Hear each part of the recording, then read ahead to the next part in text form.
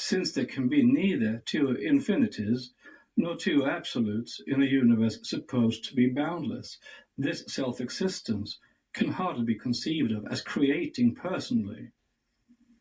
In the sense of perception of finite beings, that is non-being in the sense that it is the one beingness, for in this all lies concealed its co-eternal and coeval emanation or inherent radiation, which upon becoming periodically Brahma, the male-female potency, becomes or expands itself into the manifested universe. Narayana, moving on the abstract waters of space, is transformed into the waters of concrete substance moved by him, who now becomes the manifested word, or Logos. The orthodox Brahmins, those who rise the most against the pantheists and Advaitis, calling them atheists, are forced, if man has any authority on this matter, to accept the death of Brahma, the creator, at expiration of every age of this creative deity.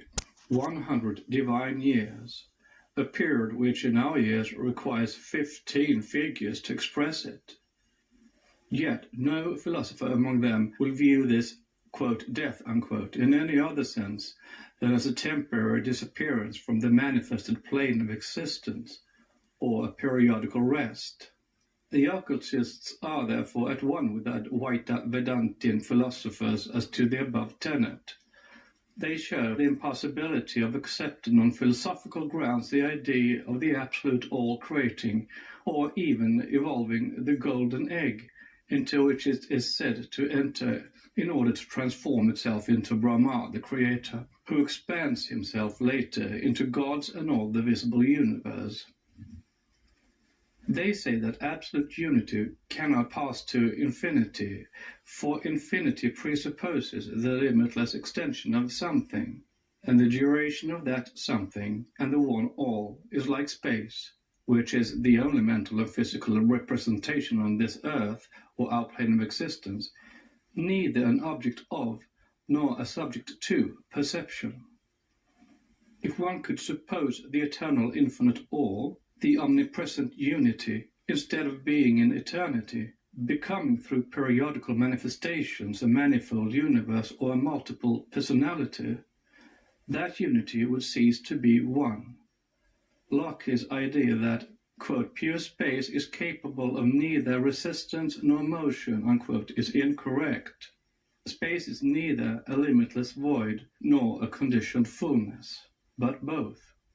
Being on the plane of absolute abstraction, the ever-incognizable deity, which is void only to finite minds.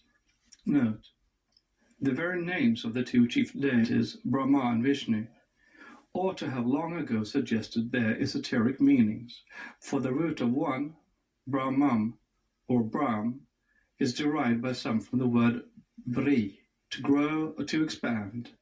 See Calcutta Review, volume 66, page 14. And of the other, Vishnu, from the root vis, to pervade, to enter in the nature of the essence, Brahma Vishnu being this infinite space, of which the gods, the rishis, the manus, and all in this universe are simply the potencies, vibhutaya.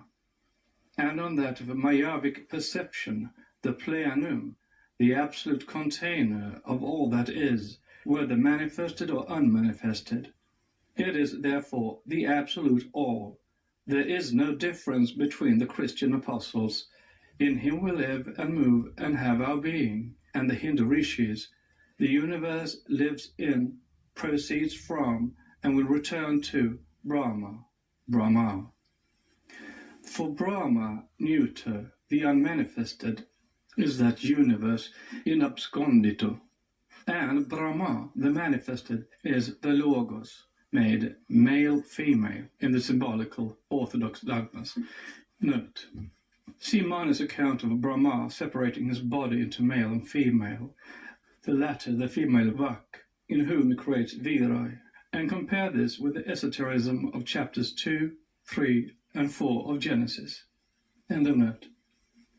The God of the apostle initiate and of the rishi, being both the unseen and the visible space. Space is called, in the esoteric symbolism, the seven-skinned eternal Mother-Father. It is composed from its undifferentiated to its differentiated surface of 7 layers. What is that which was, is, and will be, whether there is a universe or not, whether there be gods or none, asks the esoteric Sensoric Catechism. And the answer made is space. It is not the one unknown, ever-present God in nature, or nature in abscondito, that is rejected, but the God of human dogma and his humanized, quote, word, unquote. His infinite conceit and inherent pride and vanity. Man shaped it himself with his sacrilegious hand out of the material he found in his own small brain fabric, and forced it upon mankind as a direct revelation from the one unrevealed space. Note: occultism is indeed in the air at the close of this our century. Among many other works recently published, we would recommend one especially to students of theoretical occultism who would not venture beyond the realm of our special human plane. It is called New Aspects of Life and Religion by Henry Pratt, M.D. It is full of esoteric dogmas of philosophy, the latter rather limited in the concluding chapters by what seems to be a spirit of conditioned positivism. Nevertheless, what is said of space as the unknown first cause merits quotation. Quote, "This unknown something, thus recognized as and identified with the primary embodiment of simple unity, is invisible and impalpable." Abstract space, granted. Quote, "And because invisible and impalpable, therefore incognizable. And this incognizability has led to the error of supposing it to be a simple void, a mere receptive capacity. But, even viewed as an absolute void, space must be admitted to be either self-existent, infinite, and eternal, or to have a first cause outside, behind, and beyond itself.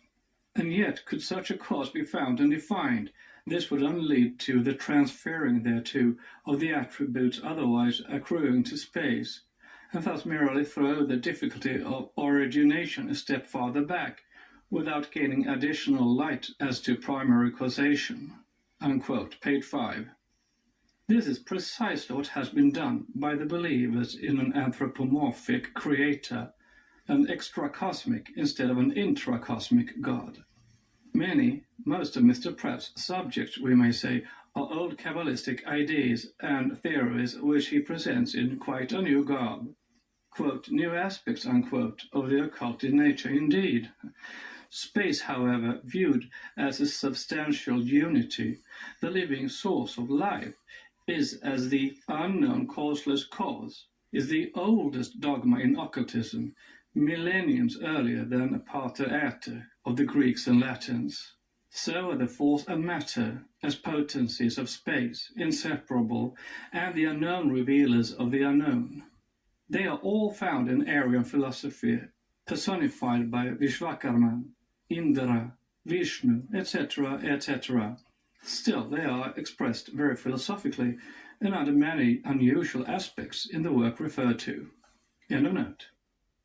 The occultist accepts revelation as coming from divine yet still finite beings, never from the unmanifestable one life, from those entities called primordial man, Dhyani Buddhas, or Dhyakohans, the Rishi Prajapati of the Hindus, the Elohim or sons of God, the planetary spirits of all nations who have become gods for men.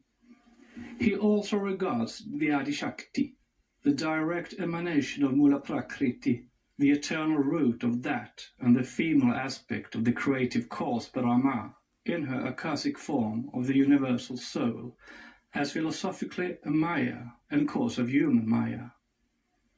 But this view does not prevent him from believing in its existence so long as it lasts, to wit, for one Mahamanvantara, nor from applying Akasa, the radiation of Mula Prakriti, to practical purposes, connected as the world soul is with all natural phenomena, known or unknown to science.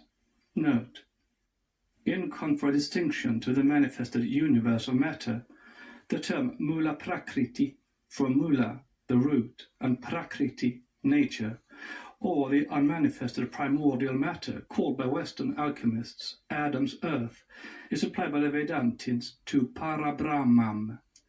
Matter is dual in religious metaphysics and septenary in esoteric teachings, like everything else in the universe. As mula prakriti, it is undifferentiated and eternal.